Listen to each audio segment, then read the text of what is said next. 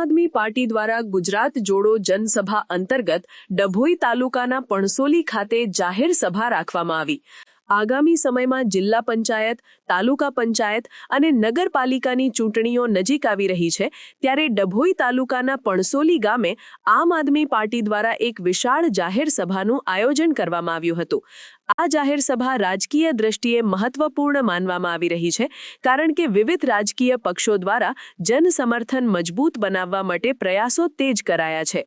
જાહેર સભામાં ડેડિયાપાડાના ધારાસભ્ય તથા આદિવાસી નેતા ચૈતર વસાવા મુખ્ય વક્તા તરીકે ઉપસ્થિત રહ્યા હતા।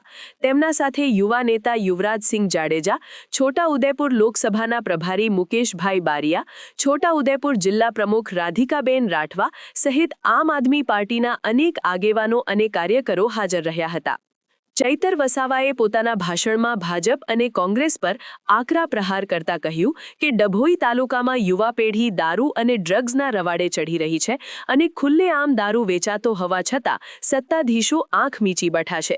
તેમણે જણાવ્યું કે આ સ્થિતિમાંથી બહાર આવવા માટે રાજકારણમાં પરિવર્તન લાવવું જરૂરી છે અને આગામી નગરપાલિકા, તાલુકા પંચાયત તથા જિલ્લા પંચાયતની ચૂંટણીઓમાં આમ આદમી પાર્ટીને મજબૂત બનાવવાની અપીલ કરી હતી।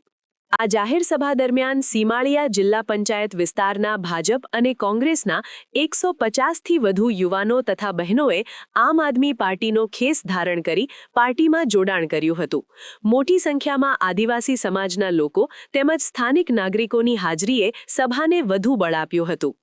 આવનારી ચૂંટણીઓને ધ્યાનમાં રાખીને યોજાયેલી આ જાહેર સભા ડભોઈ તાલુકાની રાજકીય સ્થિતિમાં મહત્વપૂર્ણ વળાંક લાવનારી સાબિત થઈ શકે છે તેવી ચર્ચા રાજકીય વર્તુળોમાં થઈ રહી છે।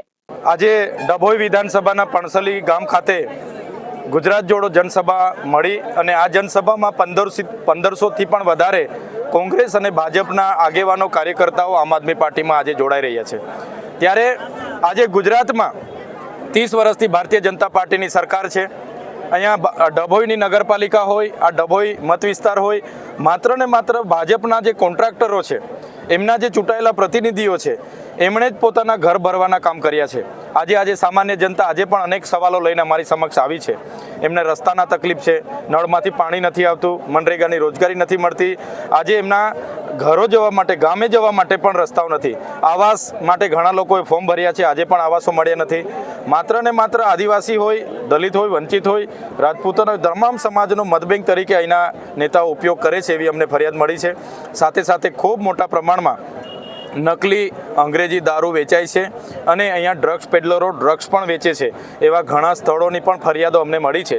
ત્યારે અમે આજે બધા જ લોકોને કીધું છે કે આવનારી તાલુકા અને જિલ્લા પંચાયતોમાં બધા તૈયાર થઈ જાય, આમ આદમી પાર્ટીની બોડી બને એવા અમે બધા પ્રયાસો કરીશું। આમ આદમી પાર્ટી સ્વતંત્ર લડવાની છે, ત્યારે અમને પૂરેપૂરો જનતા પર વિશ્વાસ છે।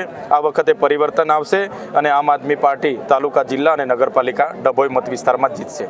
સમાચારની અવનવી અપડેટ જોતા રહો નિખરતા ગુજરાત ન્યૂઝ સાથે। નિખરતા ગુજરાત ન્યૂઝને લાઇક, શેર, સબસ્ક્રાઇબ કરો અને બેલ આઇકન દબાવીને સમાચારની ઝડપી માહિતી મેળવો।